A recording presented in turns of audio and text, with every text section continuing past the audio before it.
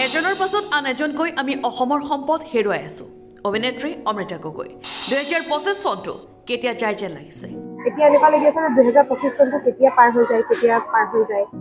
কিছুদিন পূৰ্বে অসমে জুবিন গাৰ্গক হেৰুৱাৰ দুখ শেষ নহওঁতে আকৌ এজন আন্তঃৰাষ্ট্ৰীয় খ্যাতিসম্পন্ন বাগীবাদকক আমি হেৰুৱালো। দীপক শৰ্মাৰ মৃত্যু অসমৰ বাবে এক অপূৰণীয় ক্ষতি। ভগৱানে তেওঁৰ আত্মাক সদগতি দিয়াৰ লগতে পৰিয়ালটোক সাহস দিয়ক। 2025 চনটো কিবা এটা এতিয়া এনেকুৱা লাগি আছে 2025 চনটো কেতিয়া পাৰ হৈ যায় কাৰণ এইকেইদিনতে মানে এনেকুৱা ধৰণৰ চলি আছে যে আপুনি আজি অলপ গোটেই 25 বছৰটো যদি চাই প্ৰথমেতো দীপক দাৰ আত্মাৰ সদগতিৰ কাৰণে ভগৱানৰ ওচৰত প্ৰাৰ্থনা কৰিছোঁ। আজি আচলতে কালি নে পৰহি তেখেতৰ পত্নীয়ে মুম্বাইৰ পৰা এটা ফেচবুকত পোষ্ট কৰিছিলে যে তেখেত ICUত আছে, গোটেই অসমবাসীৰ পৰা প্ৰাৰ্থনা বিচাৰিছিল। কিন্তু সেই প্ৰাৰ্থনাই দীপক দাক আমাৰ লগত ৰাখিব নোৱাৰিলে।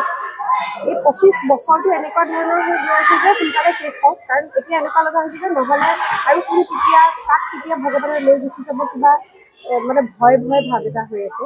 দীপক দাৰ দৰে দ্বিতীয় এজন বাহুবাদক অসমে আৰু যে কেতিয়াবা পাব তাৰ সন্দেহ আছে, কাৰণ তেখেতে আন্তঃৰাষ্ট্ৰীয় পৰ্যায়ত যি তেখেতৰ বাঁহী বাদন সেয়াৰে তেখেতে অসমৰ নাম প্ৰতিষ্ঠা কৰিবলৈ সক্ষম হৈছিল।